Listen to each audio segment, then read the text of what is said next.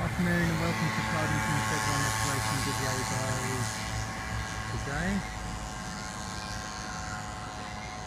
60 you see the large area at the front was stripping off.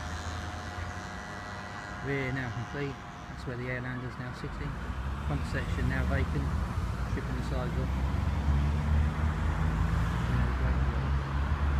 You see the shed two sides getting stripped now. I presume they'll do it the same kind of way, section at a time.